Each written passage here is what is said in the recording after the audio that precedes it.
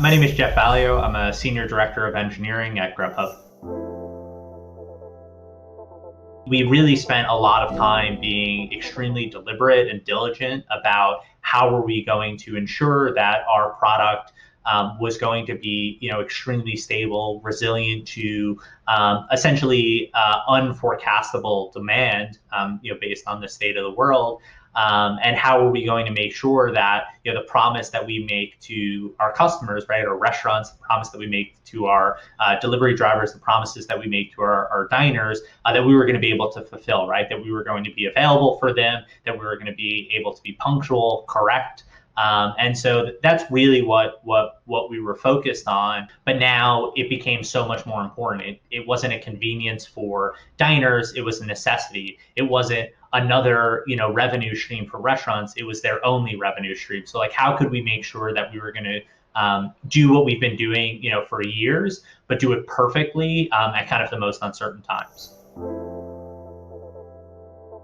In my neighborhood in Brooklyn, all of the restaurants, right, that I frequent, would go to most weekends, now are all delivery and pickup only, and we are the main driver of the orders to them, right? So how can we make sure that the experience that we give to them is as good as possible, so it removes any undue stress, right? This is a stressful time for people, so like, we don't want to be a source of that. And how can we just keep the promises essentially of what our business is, right? We're going to provide the most amount of orders that we can, and we're going to execute on them as flawlessly as possible.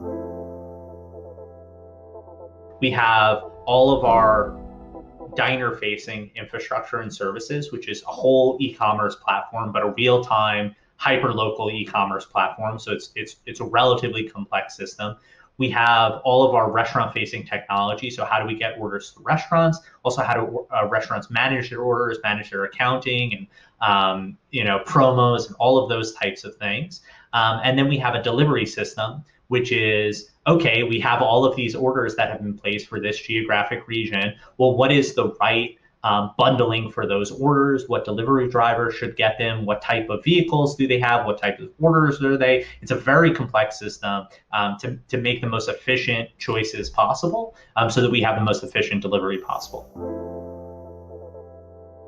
We have critical service in our e-commerce platform, which is our restaurant search service, which, if you think about it, is a search engine, but it is extremely local. So when you go to grubhub.com and you put in, I'm searching for pad thai, it not only searches for that cuisine, but it's based on your latitude and longitude for your address. So you are typically the only person that lives at that address. Maybe you live in a big apartment building, so a few hundred other of our customers may live at that same latitude and longitude, but typically you and your neighbor can get different search results. So as a restaurant owner, I can draw a delivery boundary that is, to the corner of a street. So your across the street neighbor may not have that restaurant available to them.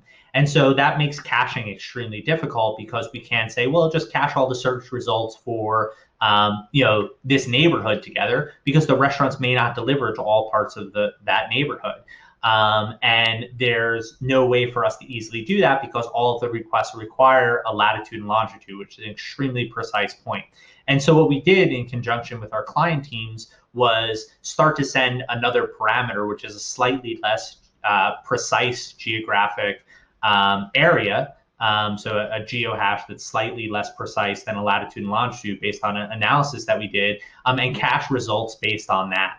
And so under duress, rather than not being able to return a result, we could return a less precise result from Fastly's cache, which means you may see some search results that, when you get further down the funnel, may not deliver to your area.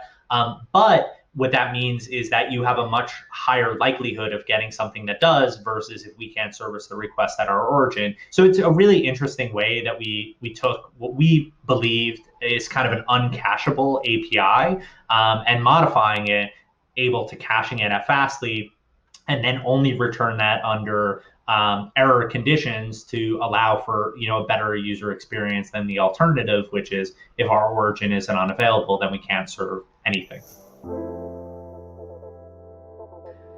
Kind of top line headline for us is, Grubhub was extremely reliable and continues to be in the face of kind of uncertain, not easy to forecast times.